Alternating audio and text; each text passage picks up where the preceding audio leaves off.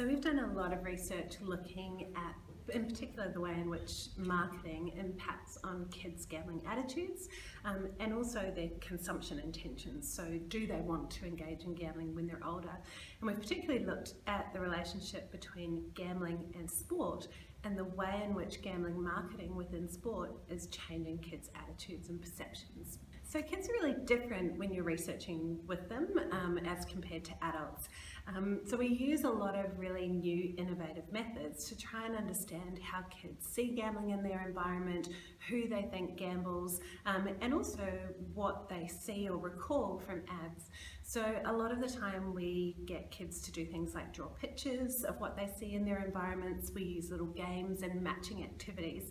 I think that one of the things that's been the most successful is an activity that we used, which used magnets on a board, and we had magnets with the brands of teams or the team logos down the middle, and then we had a whole lot of companies which sponsor different teams, and we asked kids to place the teams, the sponsors magnets next to the teams, and that allowed us to see how kids are recalling sponsors aligned with sport. Most of our research is with kids between the ages of 8 and 16, and what we've found from our research is firstly that they recall a whole range of different brand names for gambling companies.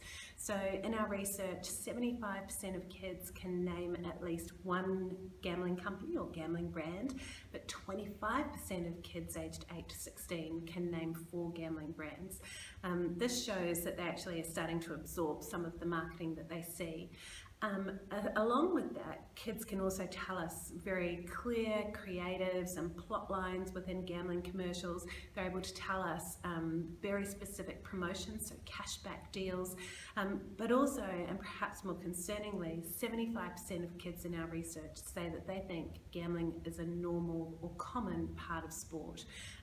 That's really concerning for us in terms of their future gambling behaviours. I think there are a lot of lessons for New Zealand from the research that we're conducting in Australia. I think the first thing is that even when the gambling industry says that it doesn't deliberately seek to target kids with their advertising, kids are still exposed to this. So it's really important that we have very clear regulations that prevent kids from seeing gambling ads within G-rated time slots or within sporting matches. I think the second thing that's really important is that kids certainly see that the alignment of marketing for products like gambling with sport or athletes or celebrities is very influential. We've certainly seen a whole range of marketing strategies in Australia which seek to align gambling products with sports or athletes. So it's a really good message or lesson for New Zealand to learn about the impact and the influence that this has on kids' attitudes towards a very adult product.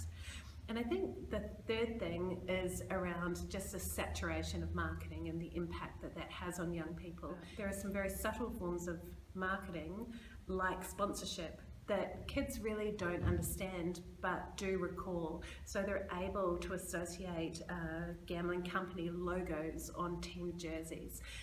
That has a huge impact on kids, particularly when their favourite athletes are running around the field with a gambling logo on their jumpers.